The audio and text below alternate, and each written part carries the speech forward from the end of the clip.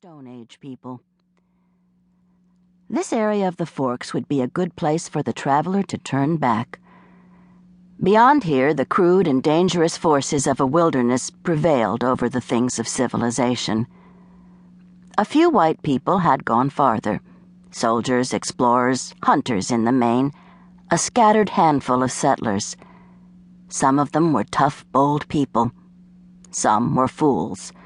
Strangely, some were young and innocent, as tender as flowers that bloom in the desert. Helen Morrison didn't know that it was 1854.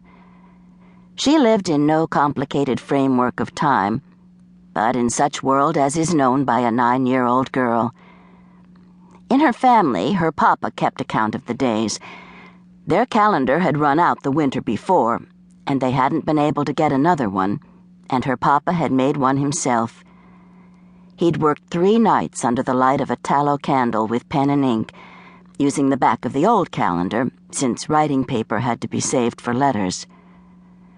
Her papa had done the mysterious making so that he would know Sunday, the Lord's Day, and the time to plant seeds, and other times that older people want to know. The most important thing about it to her was that it showed her birthday in about a month when she would be 10. Her papa had written it in, Helen, B.D., and her mama was saving some white flour for a cake if weevils didn't get into the can and spoil it. Her little sister Katie, who was 5, had already had her birthday this year with a cake made out of the flour.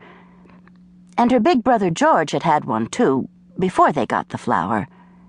George had said he didn't care. He had turned 14. She'd thought he really did care and was only pretending to seem older. But it was true that he was big and could do a lot of things, sleep up in the loft by himself, go out with Papa's rifle and get a turkey, or search out a bee tree and rob it and get stung and not cry. Katie would cry at stubbing her toe or anything, but straighten up and laugh the next instant. She was a little tease.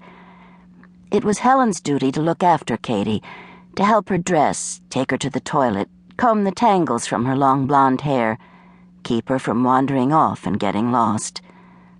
It was a lot of trouble, but better than not having a sister at all.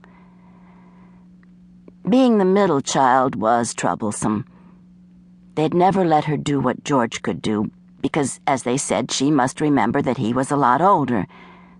And they'd never let her do what Katie was allowed to do, because she must remember Katie was just a baby. She sometimes dreamed that among the neighbors that would come, which her papa was sure would settle this far out by next year, would be a girl her own age she could play with.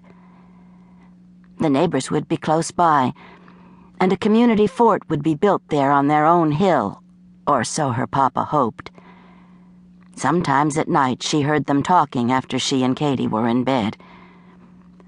"All we can do," Papa would say, "is trust in the Lord and build a community fort when we get some neighbors. We've got the timber and the hill. I'd go ahead and start it, but they'll want to have their say." Pretending to sleep, she would hear them talk in low voices about the Indians.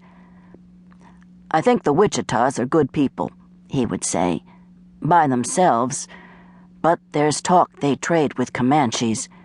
Maybe they even spy for Comanches."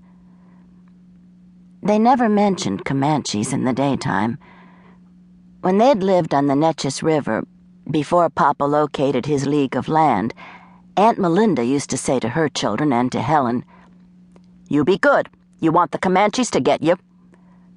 But Papa and Mama thought it was a wrong thing to say. They never said it.